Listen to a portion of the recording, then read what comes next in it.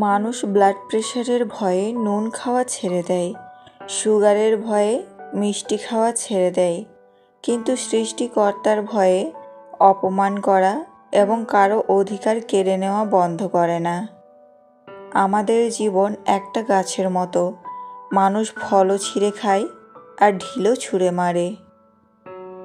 যাদের চরিত্র খারাপ তাদের কপালে ভালো মেয়ে জোটে, এই কথাটা পুরোটা সঠিক নয়। কারণ জন্ম, মৃত্যু, বিয়ে এগুলো নির্ভর করে ভগবানের উপর। কিছু ব্যতিক্রম দেখে কখনোই এটা জাজ করা ঠিক নয়। একজন স্বামীর সবচেয়ে বড় মানসিক ডাক্তার হলো তার বউ। বউ চাইলে তাকে সুস্থ রাখতে পারে, চাইলে পাগলও বানিয়ে দিতে পারে। গুছিয়ে যারা মিথ্যা কথা বলতে জানে, সমাজে তারাই সবার প্রিয়জন হয়ে থাকে।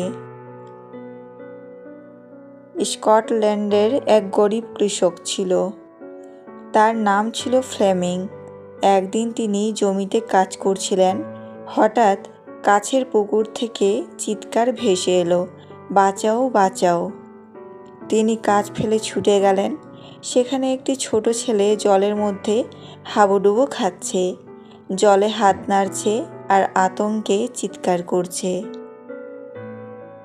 কৃষক ফ্লেমিং ছেলেটাকে উদ্ধার করলেন। নিশ্চিত মৃত্যুর হাত থেকে ছেলেটা রেহাই পেল। পরদিন সকালে একটা চমৎকার গাড়ি এসে থামল কৃষকের বাড়ির সামনে। মার্জিত পোশাক পরা এক ভদ্রলোক গাড়ি থেকে নেমে এলেন।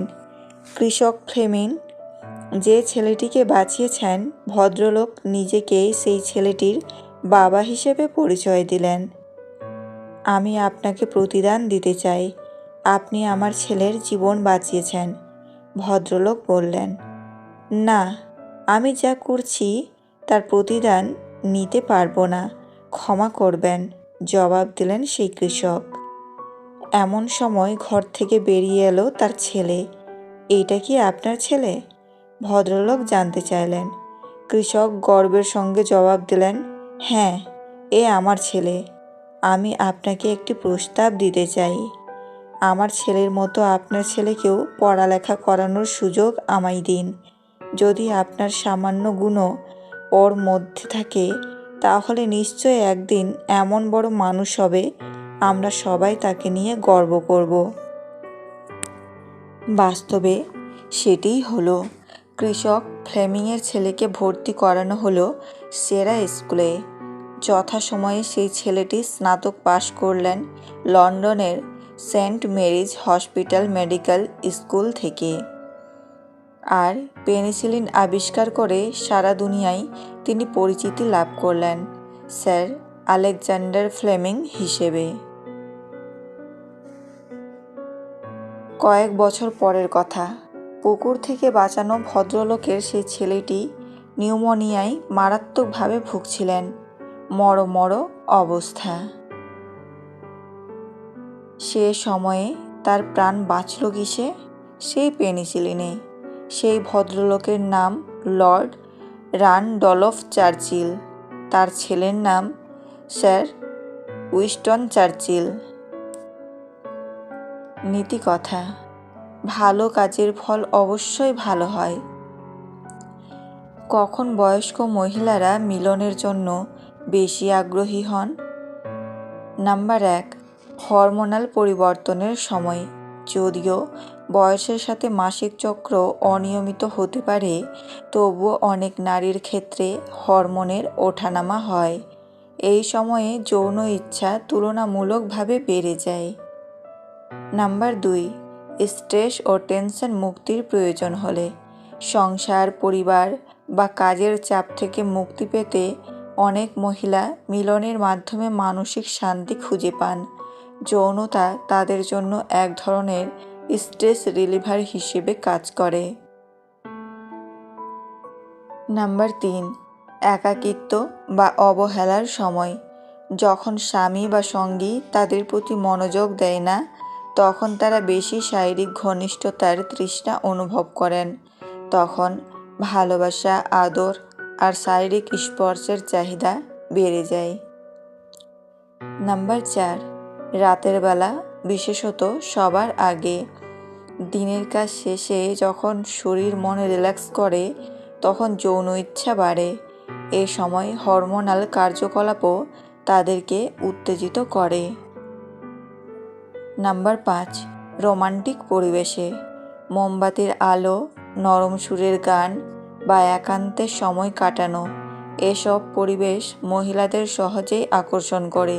বিশেষত বয়স্ক মহিলাদের ক্ষেত্রে এ ধরনের মুহূর্ত তাদের মিলনের আগ্রহ দ্বিগুণ করে। নাম্বার 6, মনোপজের আগে ও পরে। অনেকেই ভাবে মনোপজের পর যৌন ইচ্ছা কমে যায়, কিন্তু গবেষণা বলছে অনেক নারীর ক্ষেত্রে এ বয়সে বরং ইচ্ছা বেড়ে যায়, কারণ সন্তান পালনের চাপ কমে যায় এবং নিজের স্বাধীনতা বেশি পাওয়া যায়। নাম্বার 7, ভালোবাসা ও যত্ন পাওয়ার মুহূর্তে। বয়স্ক মহিলারা শুধু শারীরিক আনন্দ চান না, বরং আবেগী সংযোগ চান।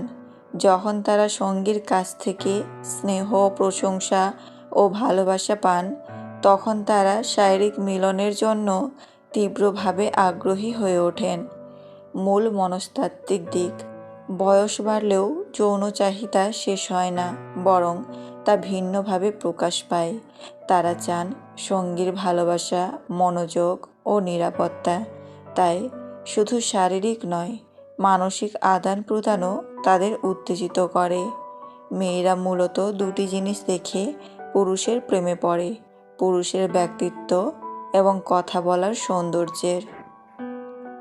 প্রতিটা বিবাহিত মেয়ের দীর্ঘশ্বাসে মিশে থাকে তার স্বামীর অবহেলা, অসম্মান আর কথার আঘাত। মানুষ জীবনে 6 বার হেরে যায়: 1, টাকার কাছে; 2, ভালোবাসার কাছে; 3, সময়ের কাছে; 4, বিবেকের কাছে; 5, বন্ধুত্বের কাছে; 6, অবশেষে মরণের কাছে। কেউ যদি আমার খারাপ চায় তবে সেটা তার কর্ম, আমি কারো খারাপ চাইব না, এটাই আমার ধর্ম। যার চোখে ঘুম আছে তার কাছে ভালো বিছানা নেই, যার কাছে ভালো বিছানা আছে তার চোখে ঘুম নেই। মানুষ সব থেকে বেশি বেহায়া তার কাছেই হয় যাকে সে নিজের থেকেও বেশি ভালোবাসে। প্রয়োজন শেষ হয়ে গেলে বিরক্ত তো লাগবেই, এটাই বাস্তব, হোক সে বন্ধুত্ব বা ভালোবাসা। যেখানে বছর 20 দাম্পত্য সম্পর্ক একটি কাগজের পাতায় দিবসের মাধ্যমে শেষ হয়ে যায়, সেখানে দুদিনের প্রেমে শরীর নিয়ে খেলে ছেড়ে যাওয়াটা অস্বাভাবিক কিছু নয়। যে সম্পর্কের কদর করে তার সাথে কেউ সম্পর্ক রাখতে চায় না, যে সম্পর্কের কদর করে না তার সাথে সবাই সম্পর্ক রাখতে চায়।